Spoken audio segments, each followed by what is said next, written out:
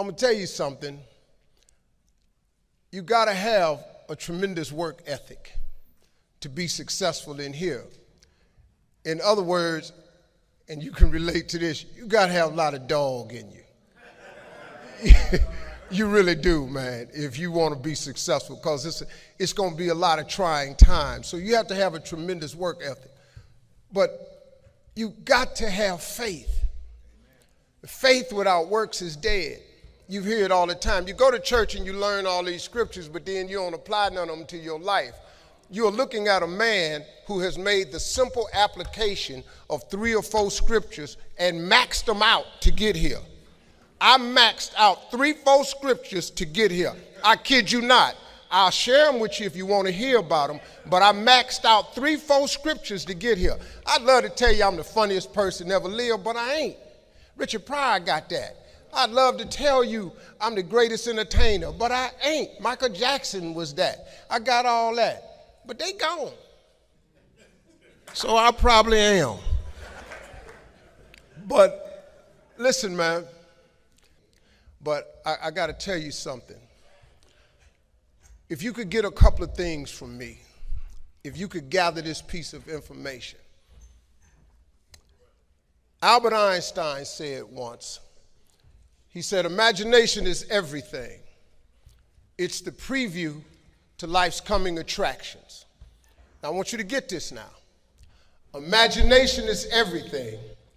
It's the preview to life's coming attractions.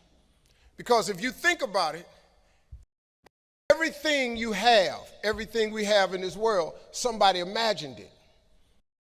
It's your imagination is tremendous. Somebody was sitting on the phone one day talking with a cord to the wall and said, man, I wish I could just go outside with this phone. Everybody in here got a cell phone. Somebody imagined that. Somebody got tired of riding in a wagon cross country from slavery to freedom. Somebody said, I wish we had something that made these wheels move by themselves. We drive cars. People got tired of driving from New York to LA. Somebody said, I wish we could fly. We got airplanes. Imagination is everything. It's the preview to life's coming attractions. Your real life, the one God really got for you, is in your imagination. It is not in your current situation or your current paycheck. And if you've been living like that, you have then restricted yourself to a commonality that is really not yours. Because what really God got for you is really in your imagination. Let me give you this scripture. You've all heard this, right? Faith is the substance of things hoped for and the evidence of things not seen. So when I told you a minute ago, you got to have a tremendous work ethic, but you got to have a lot of faith. I talk to so many people who get older, like some of us are, and they've lost their faith. Well, faith is really simple. Faith is the substance of things hoped for. All that means is in the beginning, you just hope something pop off. You know, you just kind of hope something happened for you. I was hoping I would get on TV. I wrote it on a piece of paper when I was 10. I want to be on TV. The problem I had when I wrote it at 10 was I suffered from a severe stuttering problem. I could not talk outside of my house. So can you imagine when I wrote on a piece of paper, I want to be on TV and turned that in? The first thing the little boy next to me asked me, he 10, well, how long is your TV show going to be? Because you're going to be on TV all day. But when I wrote it on the paper, it wasn't factual. I was just hoping. You just got to start with the hope. Faith is the substance of things that you hope for. You just hope something jump. Albert Einstein said, imagination is everything. It's the preview to life's coming attraction. But guess what? Your imagination really is. It's the evidence of things not seen. Because your imagination, you know why it's the evidence of things not seen? Because you're the only one can see it. Your imagination is actually God showing you a preview of a coming attraction that he has for you. The moment you don't believe in your imagination, you negate what he got for you. Your imagination is the preview to life's coming attraction. It is the evidence of things not seen, because can't nobody see it with you. Your problem is you keep telling your imagination to the wrong people. See, if you want to kill a big dream, tell it to a small-minded person.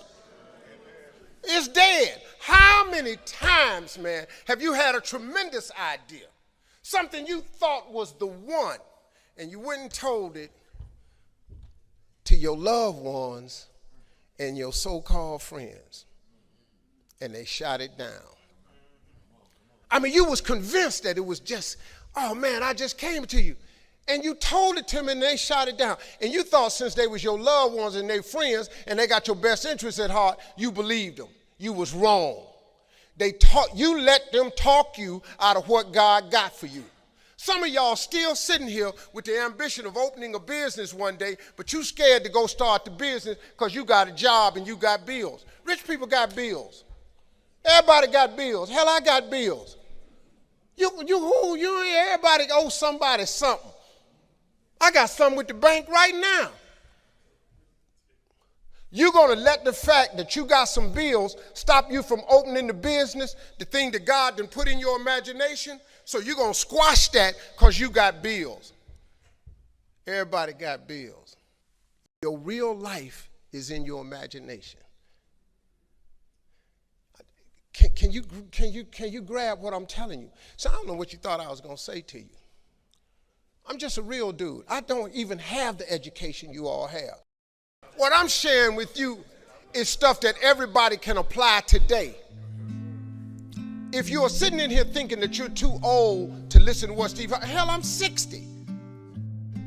But I still rely on my imagination. See, if you think you're too old to make it, let me give you a prime example.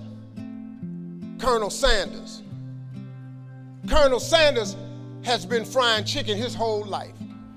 He was telling everybody he had the best chicken in the world. Ain't nobody believing. They turned him down everywhere.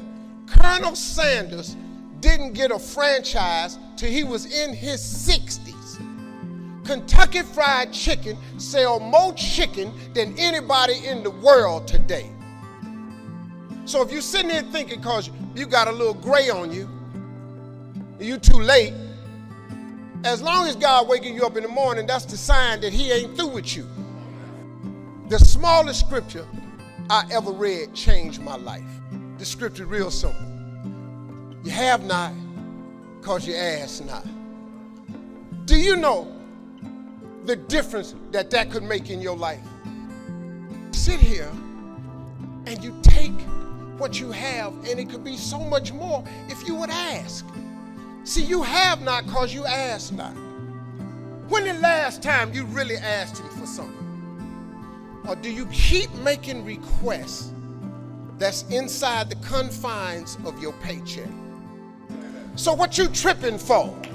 You sitting up in here like God can't do nothing for you because you 60. Man, you know what I'm asking God for right now? And I'm 60. If you could see my vision board, you would be blown away. And education is the key for a lot of people. But when I speak at colleges and stuff, I tell people, number one thing in your world is not your education. It's your dream. So what you dreaming about, y'all? What you still dreaming about? What is God still showing you in your imagination? What are you so afraid of? Why would you not take that leap and go for it before you mess around and die?